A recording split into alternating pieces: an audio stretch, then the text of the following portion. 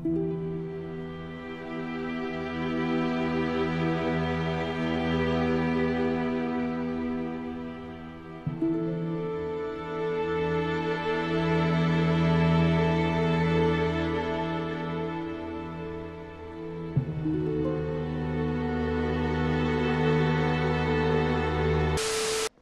can't see me stabbing nobody but you for all your life.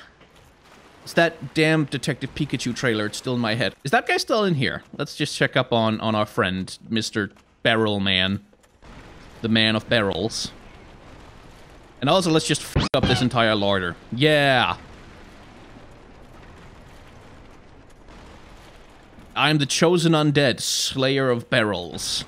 Oh! There was also this falling down situation over here. What's... Okay, let's try it. Let's just see. Oh! Oh, okay. Oh, okay. At least I didn't fall straight down to... that. Oh, hey, item. Yay. Problem, though. How do I get out again? Spider shield. A shield made entirely from spiders! Has resistance to poison. Well, I guess that makes sense. I'm gonna have to drop down to the rat, aren't I? Like, could we not... I mean, just like a live and let live kind of situation where I don't have to fight a giant angry rat? No? Okay. Well, I can just drop down here. And... there we go. See? No problem. Nothing bad happened whatsoever. Okay, but seriously though, how the hell do I get out? I think it's this way. Yes. Yes. Yes. Okie dokie. Starting over. But with a shield of spiders now. Oh, come. That's what. Die. Ah. This is not going in the video.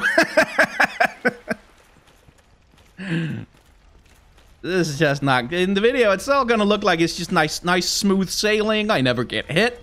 I just dodge everything with clever editing. I don't know how you would do that, but figure it out. I wonder how much you could get if you had like a decent pair of like rubber boots in this universe and you tried to sell them. How many souls? Just because people must be very tired of having wet feet at this point. Anyway.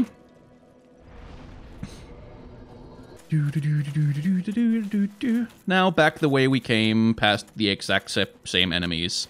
Because this game is a vicious cycle of violence that never ends.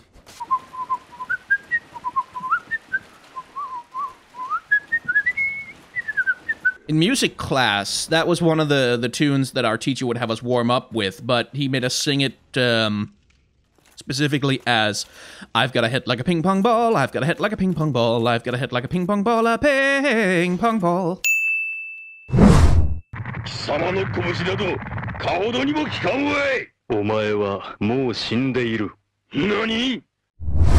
Wait, the door to Blight... I have made some terrible mistakes. Because the door to Blighttown isn't up here, is it? The door to Blighttown isn't up here. The door to Blighttown is down in the sewers by that weird happy merchant who is sitting in the filth of hell. So I just did the whole, and I backtracked, and I did. Oh God. Okay. All right. Okay. Fine. Fine. It's fine. It's fine. It's okay. Okay. It's fine. It's fine. This is definitely gonna be a ding on the get good counter. God damn it. God damn it.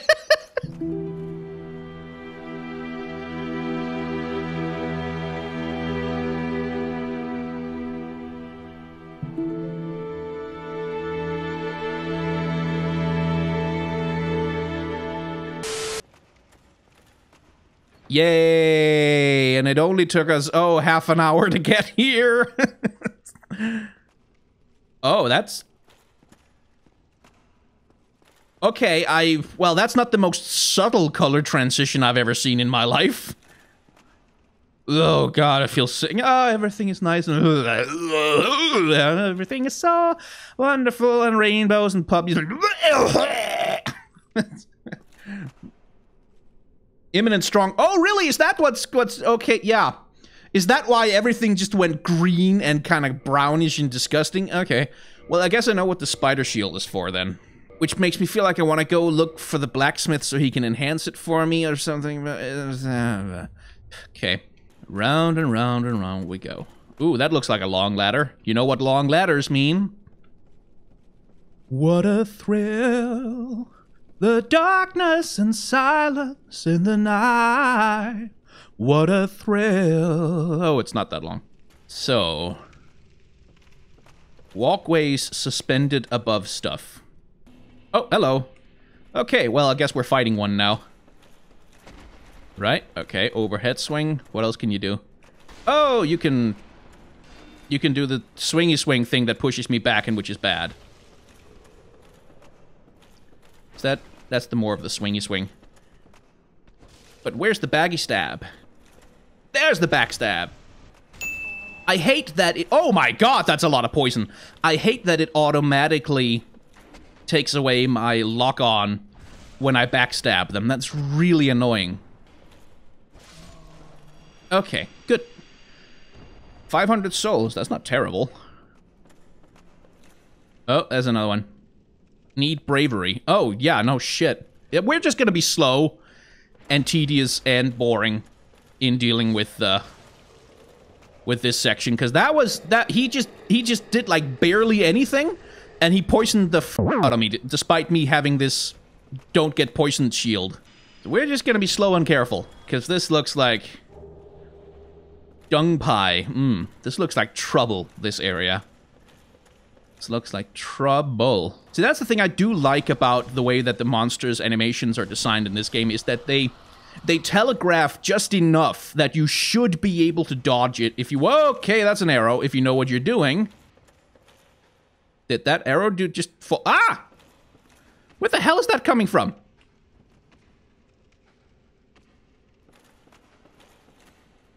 Oh, hello. Hi. You're a dickhead. Oh, you're also a dickhead. Jesus.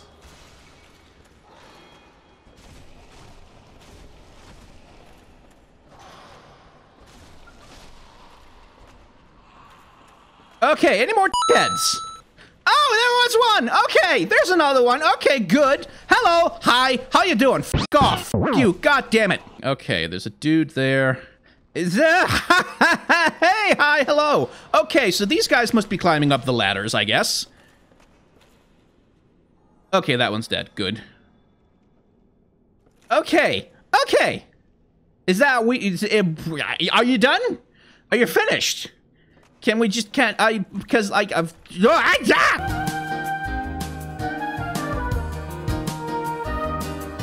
Okay.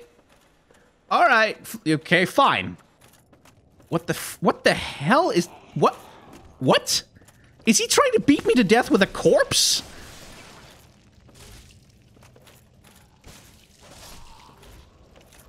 I guess. Okay, so I guess the goal is to get down there, but without falling. Huh? Oh.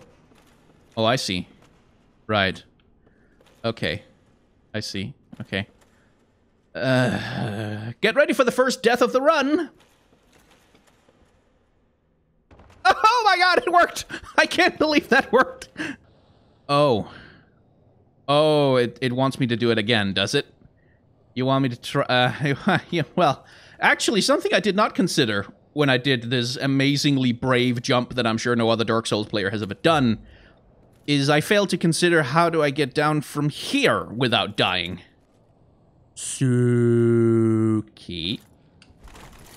Okay, well, that was relatively easy. Please be a bonfire, not like a mimic or something. Yes! Oh, wow, good. Well, that's good. That's good. That's good. That's good. That's good. That is good. I can hear my computer kind of chugging a little bit from here. Like, the fan is really going. I don't trust this. Okay, there's this, like, there's another path, right? Like this, yeah, there's some other option than that. Okay, so is the thing here that I have to walk very slowly?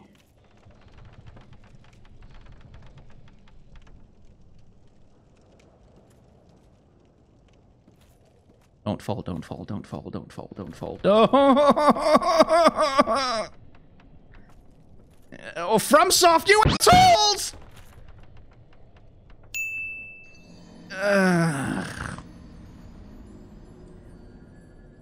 Okay, alright. Okay. Sure. Alright, okay. So can I reclaim my stuff up here? Yes, good. Okay, so no loss then, other than my dignity. And it moves underneath my feet. Oh my god, FromSoft, you resplendent heads. No. No! No! No! No. No, no, no, no, no, no, no. No. And here's the fun part where it turns out that this is the wrong way to go, and this doesn't actually lead in the right direction, and I should have gone... Ah! Okay, I guess red means fire. Okay. Jesus! I was just about to do that comedy line. Oh, how about you, little guy? Aren't you cute and adorable? But he kind of cut me off at the pass there. Okay. Then what am I supposed to... I can't... There's no...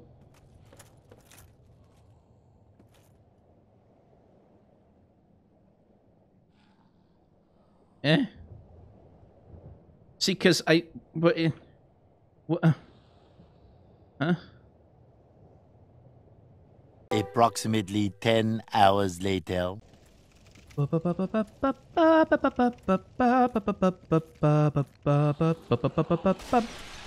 Yo, hey, hi, hello. How you doing? How are you doing, lots of you? Okay, let's just start by... Ow! Oh, those are literally just animated like the dogs. Ah, fucking... Okay, it was a grapple. Okay, I guess... Okay, guess a grapple is what that was. Fuck off. No. I swear to God, the whole concept of this place is just to put things in terrible positions that will kill you and saying, come get us.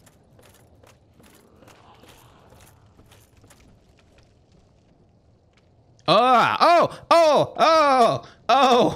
no. Oh no. Oh God, who licensed them? The face hugger. Oh Lord. Oh. Oh. I want to shoot it, but I also don't want to aggro it. Oh, that is just vile. Good grief. Okay, so let's just... Okay, f it. Let's just see what happens. Ah! Okay, well... Yeah, gee, fuck off!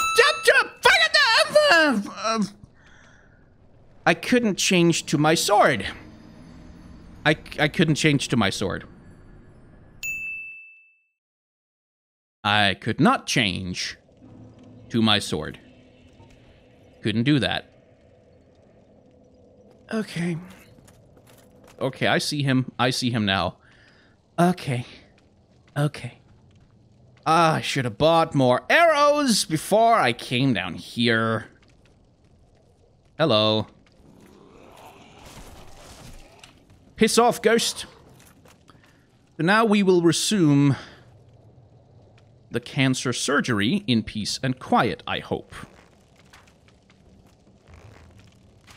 Not the most exciting thing to watch in the universe, but I don't know what that thing is like in close combat, and I do not... Repeat, not intend to find out. Or if I have to find out, I would like it to have like 50 arrows in its head first.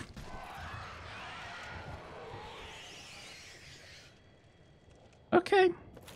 I'm not absolutely not getting into a shooting contest. Oh, right. Hey, that wasn't floor.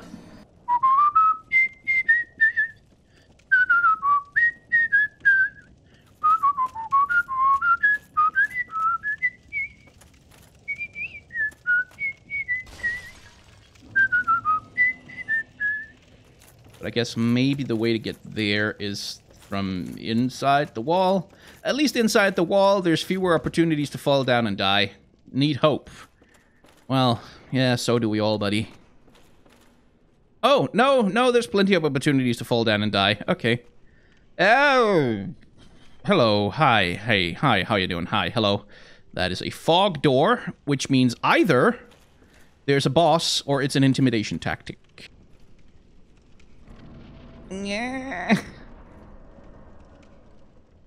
Okay, good. No boss yet. Oh my god, my heart is just... I can feel the tension in my chest. Hello. How? Oh, wow. Okay. Yo, boy. Ay! Caramba! Don't know what your deal is. Except fire! Lots of fire, that's your deal. Oh, that's fire. It's definitely fire. Oh, not a lot of health. Okay, good. Okay, more intimidating than dangerous, apparently. Yeah, there he is.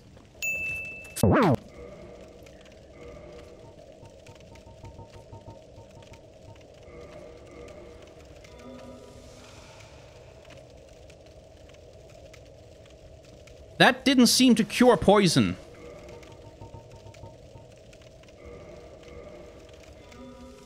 That one did. Okay. Oh, come the f*** on!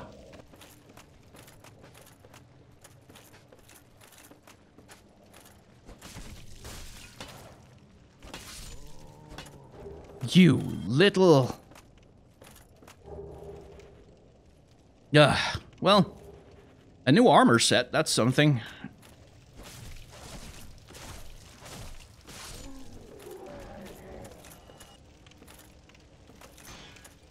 Hi. Oh, yeah, okay, there we go. Now they're attacking. And did I just die? Nope. But probably soon. Okay, I'm poisoned. Not much I can do about it. I have no healing. And monsters are fast approaching. Well, this is a great way to die. I need to clear some of them out. I need to, well, that was a way to die. There better damn well be a bonfire somewhere around there. Okay. Okay. Calming down. Actually, yeah, honestly, it might be worth doing an episode of this series specifically on analyzing Blighttown as a boss onto itself. Because, I mean, it genuinely is a boss all on its own. Hello. Hi. Fuck off. Fuck you. Fuck your family. Fuck your species. Fuck everyone in this godforsaken hellscape. How the hell am I not hitting it? Fuck you. Is this fun? I'm not sure I'm having fun. I'm having something. Is there not a way to not walk into the poison water? Is that just the thing that you have to do?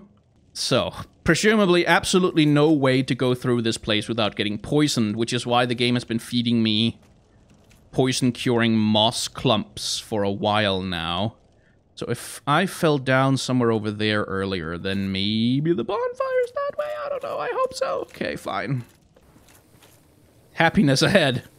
If happiness is a bonfire, then I fully accept. My God! Oh, f***ing hell! Yes! Oh God. Okay. Okay. I just need a minute. I just need a minute. Oh boy. There's some items and stuff lying around out there if I'm willing to explore, which I am not. Because f*** this place, f*** everyone who lives in it, and f*** everyone who likes it. You all insist that I need humanity, huh? Alright, let's reverse some hollowing.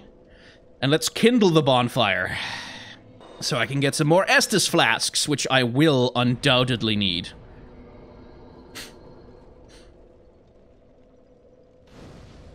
Yay! Look at the leg. Oh, I've heard about restless leg syndrome, but this is a new one. Need bravery, indeed. Okay, so this is a combat arena. And when I drop down... Because, like, there's a chest right there. Clearly! So when I drop down here, someone or something... is gonna be an asshole to me. But I guess we're just doing this now. Ah, nothing yet. I guess once I open the chest...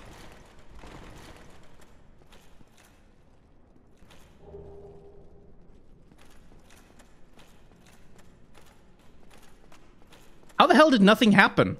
Listen, there was just like a million tons of game design right there telling me, holy shit, this is a combat arena, there's something's gonna be coming, there were messages on the ground like, oh, need humanity, like this, so I'm gonna have to summon. Is this like a Dark Souls joke? Is this some kind of perverse, cruel, miserable in-joke in the Dark Souls community? Okay, I guess I got worked up for nothing. I guess I'll be invaded by a granddad at some point. Because I got my humanity back at that, oh.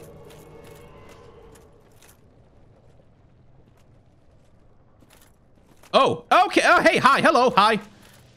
Could we do this not in a place with a million, bajillion, gazillion bugs hanging around? Okay, so I don't think that's a player character. I really don't think that's a player character at all. Ho, ho, ho. Because a player would be smarter than that. Also, they can't move that way. Okay. Wow. Oh, wow. Okay. That's a lot of souls. And a butcher knife. Okay.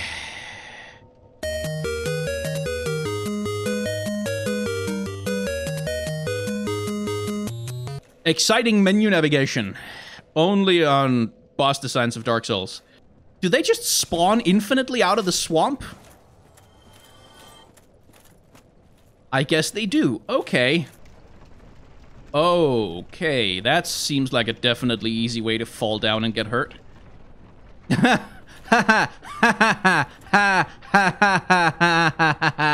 ha ha. Fuck off. I bless the pains down in Blighttown. I hate the pains down in Blighttown. I hate the pains down in Blighttown. Gonna take some time to kick myself in the head repeatedly. Ooh, ooh. Eh, wait a minute. I know about mimics.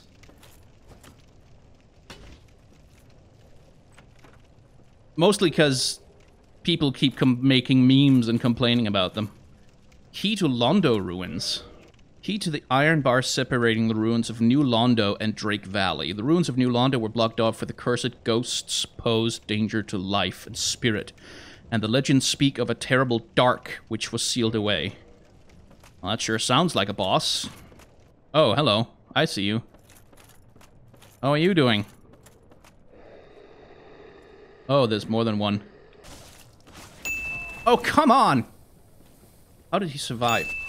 Well, I guess the question is, how did I survive this long by being such an idiot? And we're back down here again. God, how long is it until you get to the boss? Though, like, I would have thought, like... Because the whole thing seemed to be that once you get down to the bottom, that's where the... The f*** is that? Okay, well, I'm just gonna go retrieve. Is it gonna be a thing of, like, the boss is inside that conspicuous hill full of obvious jutting things that's a different color from the rest of the environment that you really should have noticed the first time you came down here. That's the thing about this game, is sometimes, like, there's the white doors, where sometimes you go through the white door, and there's something big and awful with 100 million teeth that wants to bite your face off. And sometimes you go through the white door, and there's just, like, more walls and shit. There's just a room. Or a corridor. And I can't read this game. Like, when is it warning me that, dude, there's a boss fight, you need to prepare yourself, this is gonna be really tough, dude, for serious, for reals, for really reals. You're definitely, for super reals, gonna have to fight a boss now, dude. And then when it's just, this is a door that's here because of things. Now I want to know what's inside that hill. Because, like, this feels like the way forward. Like, this genuinely feels like with all the guards and the changing color palette and stuff, and you're going into, like, cave systems instead of running around these pillars, that feels like the next area. Okay, let's just see what's at the end of the corridor over here. Oh, no, no, no, no, no, no, no, no, no, no, no, no, no, no, no, no, absolutely not. Valley of Drakes. I remember, because I had a recording session, like, way back at episode 4 or something, where I was playing and I was exploring all kinds of stuff around the Firelink Shrine. It turns out there's, like, an elevator you can take down and shit. Or was there some stairways I ran down? Anyway, there was an area down there that felt like it was too high level, or like it wasn't really the way I was supposed to be going. And I was talking to the camera, and I was having a grand old time, and I was pontificating on the designs of the area, yada yada. And then after like an hour, I realized that I'd not started recording at all. So I'd just been talking to absolutely nothing for a long time. And down there, I found a place where I opened a door with the master key. And I was like, oh, is that a shortcut to somewhere? And then I walked through it, and that was the Valley of the Drakes. And I was like, that sounds like way too high level for being where I need to go. So that can't be right. Boom, boom, boom. Okay, so we're gonna start by running back to the bonfire.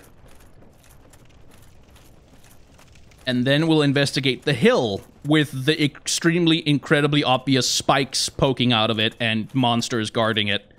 And the different color palette, which... if the boss is in there, I'm gonna be pissed on some level. So I guess that's one of those situations where you just have to accept that you're gonna be poisoned the hell out of again. So presumably they're gonna throw... ah! Jeez! What the f... whoa! Okay. I guess that was not what I wanted to do at all. Oi! Mother... oh, hey, there's bugs, too. They've come to join the party. Let's try and get up here. If you would kindly follow. Weapon at risk. That's great. Okay. Okay. I guess it's time to go back to the spear. Oh, this looks spidery. Need comfort. Yeah, you and me both, buddy. And there go most of my Estus flasks. Okay, then. Alright, okay. So... Quelaag. I know that name. Quelaag is a boss name. Yeah, oh, there's gonna be spiders in here. Oh, I see. I think okay, so these are people who are infected with spider sacs. I imagine if I attack them, they will burst and spiders will happen. Aha. I see. Hello. Oh, okay. Cutscene. Great. That's oh. Oh, I've seen that in gameplay footage. I've actually seen that boss before. You are definitely ugly. No question about that.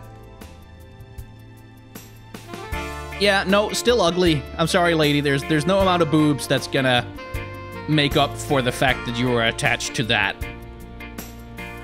Although, oh boy. Oh, this is so trite.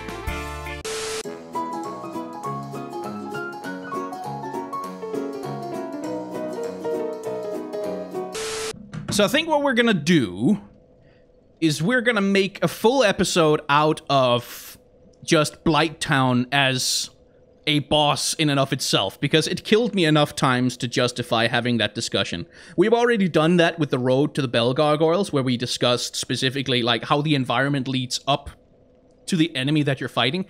And there's an interesting dichotomy going on here, because like with the gargoyles, you were progressively going through more and more of like the edifices of human power. Like you were going through like castle towns and barracks and cities and, you know, cathedrals and stuff like that. And you were getting all the way up to like the top of a cathedral where you rang the bell. And that's where the gargoyles are. They were like a representation of the fading power of man. Like they were a reflection of the power of humanity to a certain extent, because they were the gargoyles on human edifices, on human buildings, protecting human things. Meanwhile, Quelaag is a little bit more, because like with all of this descending down into a poison swamp and just like down, deeper and deeper and deeper, I was expecting to face something more like the Gaping Drag, something that was much more weakness, death. I love that message. Something that was much more explicitly,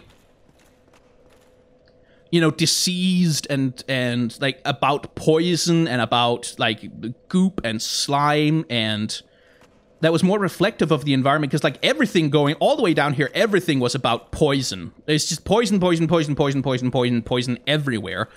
And yet, I do see where Quelaag is coming from, because she is being set up a little bit. She's being set up specifically by these guys, which are essentially her in miniature.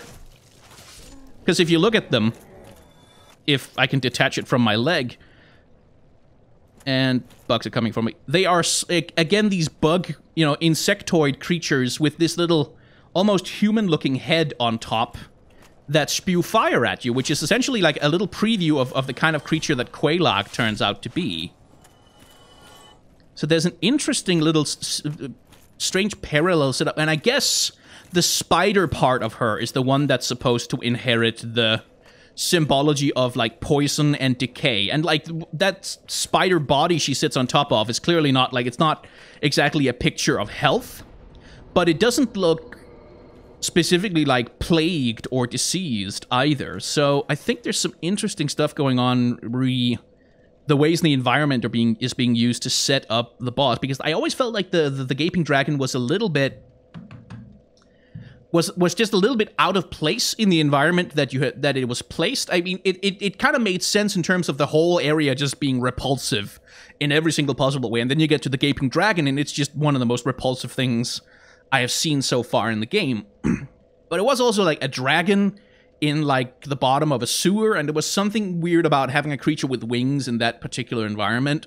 But Quelaag is more, because like Quelaag plays with that classic dichotomy between the beautiful woman and the ugly monster, and ooh, it finds discomfort in that. That's supposed to be the thing that makes her horrifying, is that she's a gorgeous woman attached to what is inarguably a huge ugly spider. And I guess there's something interesting about that, but yeah, that's definitely something I'm gonna be interested in talking about a little bit. I'm gonna be interested in going back over the footage of Blighttown, because Blighttown is also full of fires. Like, there's torches everywhere in Blighttown, so like that fire motif is being built up, and the whole idea of like a hell spider lurking at the bottom of this, because like the thing you do at the end when you finally get to Quelaag, whatever, that's when you finally descend into a spider's obvious lair, right? That's when it's finally a tunnel full of webs and spider eggs and like creepy stuff that's associated with spiders. But there is an argument to be made that in descending into Blighttown itself, you are descending into the cave of a spider. Like, you're progressively descending closer and closer down into the cave of that thing. Which like, that feels about right to me, while you're also crawling through the ruins of an ancient civilization, because, like, Blighttown is full of these giant-ass pillars of an ancient civilization, clearly holding up the edifices of man. So again, there's this parallel, there's this connection being set up between... I'm just going to rest at the bonfire to stop those little bugs from coming at me. So there's this dichotomy being set up where it is reflective of the same environment in which you found the bell gargoyles. These are the foundations of the churches where you fought the Bell Gargoyle. So like there is this, and that's kind of necessary because you are told at the start of the game that you have to ring both of the bells, and the bells are sort of set up as these oppositional things that have to be seen in relation to each other, like they're two parts of a whole. You have to have both of them in order to unlock the fate of the undead, or whatever the hell the prophecy was back in the day. So if there's a dichotomy between the Bell Gargoyles and Quelaag, and there's a dichotomy between the environments where you have the foundations of the old society, as well as the very heights, the very top of the power structure of the old society. And then you have spiders, which are, notorious as pest creatures, and there's something there about monsters nesting in the heart of an old empire. And maybe that's also what the poor tied-up bastards at the entrance to Quelaag... Is it Quelaag or Quelaag? I'll have to find out. That's where you get those tied-up poor bastards at the entrance to her lair that are essentially... Like, that's also or at least humanoid creatures infected with the brood of this terrible spider creature that you then have to deal with. It's literally spiders feasting on humanity, as it were. So I think there's probably something to that. And that'll be the focus of the next episode of the Boss Designs of Dark Souls. We're going to do the road to Quelaag through Blighttown, and we're going to be talking about that particular environment. So... over to you, Future Sky, and you've got a bit of a journey ahead of you.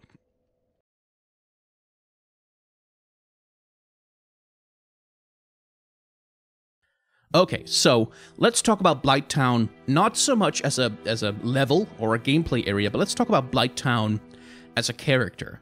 And especially, let's talk about it in relationship to the character of the other areas that we've been through so far. Because like I've already mentioned, most of Dark Souls so far has featured us running through the ruins of the old human empire. Like going through castles and battlements and barracks and the Undead Burg and the cathedral and killing the Bell Gargoyles and so on. And even the Darkroot Garden, which is this overgrown place, is still characterized largely by order. Like it's overgrown, sure, but it's not chaotic. It's very healthy, it's very well put together, it's very orderly, you have a clear path forward pretty much at all times, and it's still dominated by the ruins of man's old empire.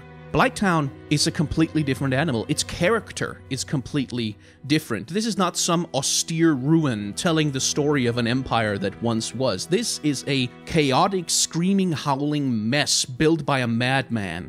Given that the boss at the bottom of it is called Chaos Witch Quelaag, that really reflects her personality, I think, or at least her title, very well, because Blighttown is just chaos. It's just these rickety old structures that are put together every which way with no sense of structural integrity, and even fences that are built along the sides of the platform to just let's just stack some sticks on top of each other until they stand, more or less. It's rickety, it's chaotic, it's full of blind dead ends and, blind angles, and you are encouraged by the presence of items in the environment to just jump. Just jump, just see if you can make it, see if you can get to that item down there that you want. Just go for it. It's fine. It's fine. We promise you're not going to fall down and die. Maybe it encourages you as the player even to be chaotic in your approach to the environment, to instead of doing the safe Dark Souls thing, which is to not try and do platforming with the clunky ass controls, to be a little bit crazy, to go jumping off a ledge, taking leaps of faith everywhere. And that's the character of the environment, is that it is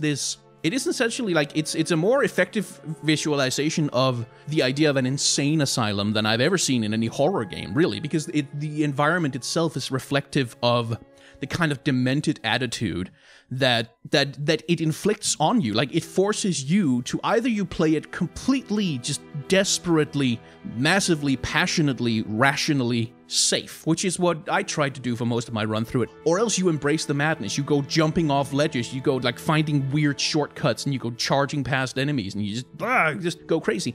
And the thing that happened to me as I was playing through Blighttown, because of all the frustrations, because of all the dead ends, because of the many deaths that I took, most of which I've actually kind of had to cut out of the video because they were just me dying and going back to a bonfire, dying, going back to a bonfire, never getting anywhere. I got so angry. I got so angry, I got frustrated, I got deeply impatient, and I had so much trouble controlling myself because I kept being frustrated, and I kept being kind of blindsided by the enemies of Blighttown, by the architecture of Blighttown, by the layout of Blighttown, and essentially to a small extent, Blighttown drove me a little bit crazy. Like, and that's the thing that I'm talking about when I talk about the character of the environment, is that this is that you don't have to be crazy to go through Blighttown, but it helps. And I think that's very effective because, like, I did not get that much of an emotional sense from any of the other environments I was traveling through so far in Dark Souls. Like, none of them really had an emotional impact on me. They were gorgeous, and they were melancholic, and they were sort of, it's very sad that there used to be a nice empire and now it's gone and stuff, but not really on a visceral, like, physical level. And that comes down, of course, also just to the extreme frustration of the enemies that are placed in Blighttown, like climbing up ladders, hiding behind things, ganging up on you, the little goddamn dog creatures that can breathe fire at you all of a sudden. Like, all kinds of surprises hanging around every corner. And probably I was also a little bit underleveled, at least in terms of my items, to go through Blighttown, because the enemies were really sponging up my damage. But all of it just contributed to this feeling of descending into madness. And that's when the environmental storytelling of Blighttown comes in also, which is something, again, we touched on a little bit in the main video, but you are heading down to the foundations of the empire here. This is what lies below all those grand castles, what lies below all those enormous castle towns, the barracks, all of that. The stuff that all of this is built on. And what it's built on, as it turns out, is poison. It's built on a poison swamp, which is not, I would say, not a particularly subtle way to communicate that maybe the human empire was never as great as they like to imagine. Maybe it was never actually something that had any chance of lasting. Maybe it was doomed from the start because it was built on poisoned foundations. And this is where you find Quelaag. This is where she dominates, where she rules. And the interesting thing about her is that I completely missed her lair, like, for quite a while. And I think my chat was actually, while I was streaming the recording of the footage for the video, my chat was actually screaming at me to go, no, seriously, dude, it's right across the poison water. But I was so focused on not wanting to go into the poison water that I just thought, oh, I can just go around the thing. And I never noticed the mound until the moment you see in the video where I actually finally see that, oh, right. And the mound itself is also kind of an interesting, because Quelaag infests this place. Right, that's very, very obvious. Like, she's not really part of the environment down there. She's infesting it down there. She has a nest down in that environment. She has that big-ass mound with all the spikes jutting out of it that looks completely out of place and unnatural. It even has a different color scheme than much of the rest of the environment. It's got that very bright dirt going on, and the dark sort of wooden spikes, I think maybe is what they were, which shows her off as less a natural inhabitant of this environment, because nobody is a natural inhabitant of that environment. Like, nothing in Blighttown. When you went through Darkroot Garden, for example, the wood men, the Ents or whatever the heck they were that lived in that environment, and the two-headed snake things, and sort of the ancient giants of the old civilization, all of them felt like natural fits for that particular place. And the same thing goes for the Undead Burg and stuff like that. Like, all of the enemies you encounter there are pretty natural fits for the kind of environment in which you find them. Even the armored boar looks like a kind of beast of war that some ancient war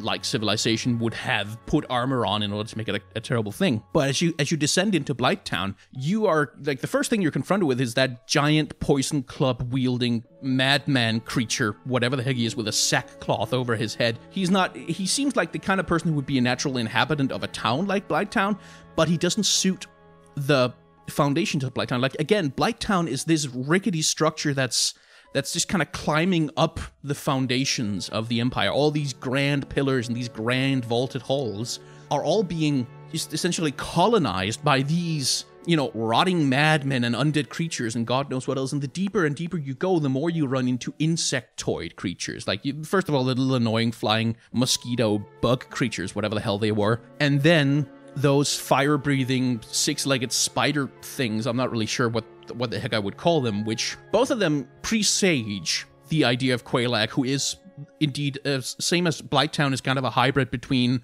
the foundations of the human empire and just this crawling, skittering infestation that is climbing up from below. Quelaag, too, is both human and terrible, skittering beast, insectoid spider creature. And the little fire-breathing bugs presage her also just by breathing fire, which is the same thing that the dogs do. And also all the torches that litter Blighttown, which is just everywhere. Torches in an environment made entirely from wood, which seems like a weird choice, right? But again, communicating this idea that, okay, so fire might be some kind of environmental theme going on here.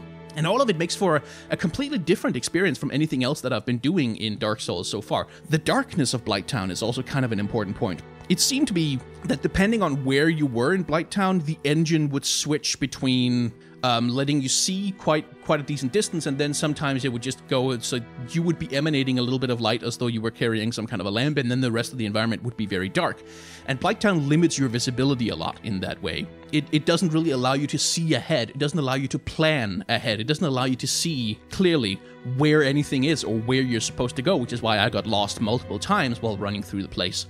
And again, it forces you into this mindset of just kind of, I guess I can't really make a plan about where I'm going. I'm just going to have to wander and see what the hell happens and try and do my best to muddle my way through. And it's a very, because everywhere else in Dark Souls we've been so far, you've always been able to see ahead. You've always been able to see what you were going to be dealing with. You've always been able to see, you know, where the path was. And the environments were designed such that the path emerged relatively naturally from what you were doing. But in Blighttown, just feels like you're having a wander, like you're just wandering around looking for, oh, here's a ladder, I'll try that one, and running into dead ends and stuff. And that's, all of it just contributes to making Blighttown like the first environment that really fights you, that really says, no, you're not welcome here, you don't belong here, and this entire environment, this entire place will try to destroy you. It will try to screw with your head. It will try to confuse you. It will try to turn you around, and it will try to kill you. And that, to me, is genuinely very, very interesting. So, next episode, we'll see how long it's going to take me to kill Quelaag, or however the heck you pronounce it. It might not take that long. So in the next episode, we might also be doing a little bit of exploration of the Poison Swamp, just looking for some items, and maybe going into the Valley of Drakes to see what is even hiding in there. And then by the end of that episode, of course, we'll be doing a full analysis of Quelaag's design. However, if you've enjoyed this video, if you enjoy the boss designs of Dark Souls in general, feel free to share them with other people who might like to watch. These videos take a lot of work, and they, you know, things being what they are, they don't get quite as many views as my other work, which sucks, but I want to continue doing things. So if you want to help me out, share the video around, hit it with a like, and, you know, subscribe to the channel, comments, all of that YouTube stuff, that all helps. If you are so inclined, I also do have a Patreon that you can support with whatever. Like anything you have, anything you're willing to give, I would be very grateful to receive it. Of course, if you're not able to, or if you don't want to, that's completely okay. Please don't worry about it. Finally, if you have not enjoyed this video, well, I'm very sad to hear that, and there is a dislike button for the purposes of letting your displeasure be known. Simply go through the door at the end of the hall and climb down the ladder and find your way around the scaffolding and, you know, avoid the raving madmen that stalk that damned place. And mind your step, for the very ground may be poison, and there's fires in the air. The fumes will drive you mad in time if you let them. Seek the bonfires, but do not rest, for there is danger around every corner. And if you can find your way to the very bottom of that dark and terrible place, well, there you may find the dislike button, and you will look over your ragged, torn soul, and you must ask yourself whether it was ever truly worth it, simply for a click. Thank you very much for watching.